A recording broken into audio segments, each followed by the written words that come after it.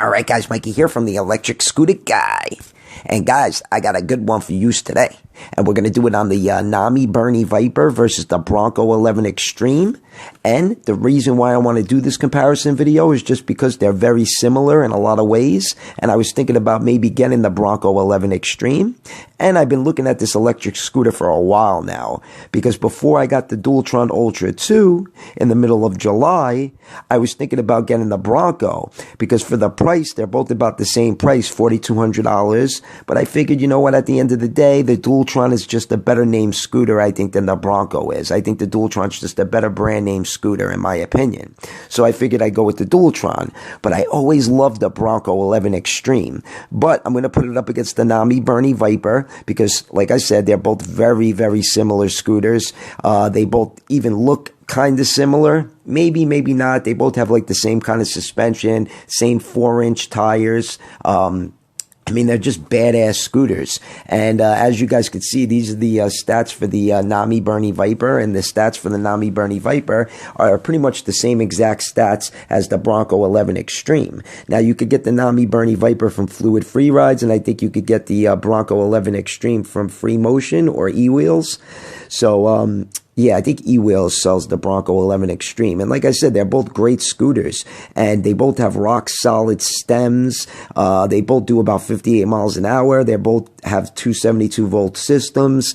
They're both pushing out about 8,400 watts with two 1,500-watt motors. So they're peaking high, man. They're peaking at 8,400 watts, which is a lot of power because my Dualtron Ultra 2 only peaks out at about 6,640 watts. And that thing is a fucking monster. My Dualtron Ultra 2 will top out at about 60 to 62 miles an hour, which is about a couple miles an hour faster than the Bronco. So people are saying, Mikey, why get the Bronco when you already have a Dualtron, which is just as fast, if not faster?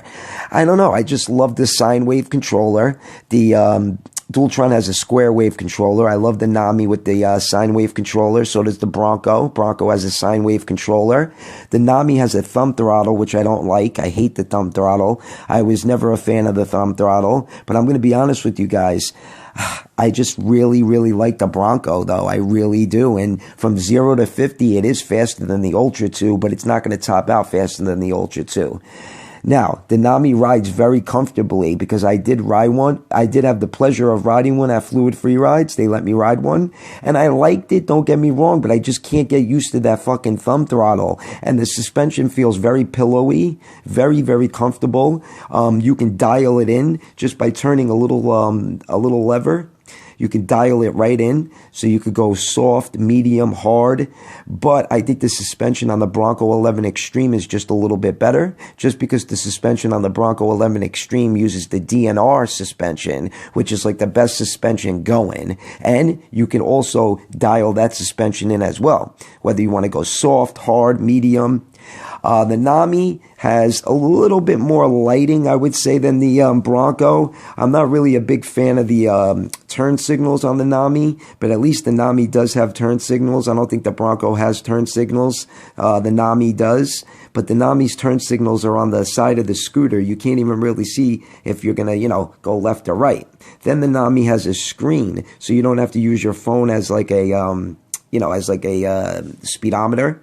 So you got the Nami screen, but you can't really see it that great during the day, because I can attest to that, because like I said, I rode the Nami Bernie Viper at Fluid Free Ride, and yeah, the screen wasn't bright at all. And like I said before, it's got the horn, the blinkers. And I wish that the Bronco had the horn and the blinkers, because I'm a big fan of the blinkers. I think that if you're riding an electric scooter in traffic, you should have blinkers. That's just my opinion. The Nami comes with nice, cushy fucking grips. I mean, it's a great scooter. I just don't like the way it looks. I'm sorry, guys. I don't like the way the Nami looks. I think it kind of looks like a canoe, like a boat, kind of. I don't like the flat black. That flat black look. And also too, you could see all the fucking weld marks all over the scooter. It's got weld marks everywhere. I just really don't like the look of it. I think the look of the Bronco Extreme is just a little bit better. I like the long handlebars on the Bronco. The only thing I don't like about the Bronco is the mud guards. The mud guards cover too much of the tire, so it kind of looks ugly, okay? And the mud guards, because they're so long, they bounce up and down, and they bounce up against the tire scooter. I've been hearing that from a lot of different people and a lot of different forums about the Bronco. They complain about the mudguards flapping and banging against the tire, as you guys could see, because the mudguard covers like the whole tire. And don't get me wrong, in the, water, if you're going over water or anything like that, it's going to protect you. But another thing about the Bronco, it's got the steering damper. I think Nami is starting to put steering dampers on the newer Nami Bernie Vipers, but I do know that the Bronco comes with a steering damper, which is a big must. Because let me tell you guys something, any scooter that goes over 45 miles an hour should have a steering damper. I could tell you that from riding my Dualtron Ultra 2. I couldn't even get the fucking thing up past 40 without it feeling super, super sketchy. And another knock that I have on the Bronco is the kick plate is angled too high. Like I said, I've never rode the Bronco, but I've heard from a shitload of people that the kick plate is just angled way too high. If it was angled down a little bit more, it would be a lot better. Plus, it's angled up like that because of the DNR suspension, which, like I said, is one of the best suspensions going. So I would think that the Bronco probably rides even better and performs even better than the Nami.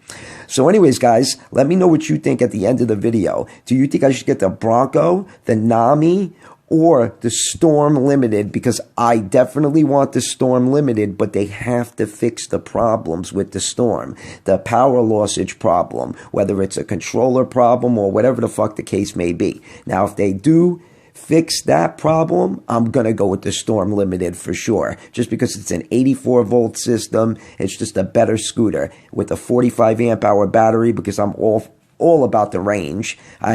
All about the range with that big 45 amp hour battery. So if they get the power problem solved by February, I'll definitely get the Storm Limited. If not, I'm definitely looking at the Bronco 11 Extreme, even though the Ultra 2 is just a little bit faster top end wise.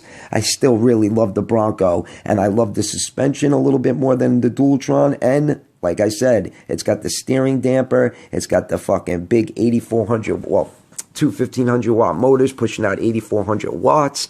I mean, it's got it all. It's got it all. And it's got the same kind of suspension as the Dualtron, just even better. So guys, let me know which one you think I should get. The Nami, the Bronco, or do you think I should maybe wait for the Dualtron Storm Limited? Or do you think I should get the Kaabo Wolf King GT? Guys, if you liked the video, which I hope you did, give it a thumbs up. If you haven't subscribed yet, just tickle that subscription button. Mikey from Mikey's Electric Scooter Guy.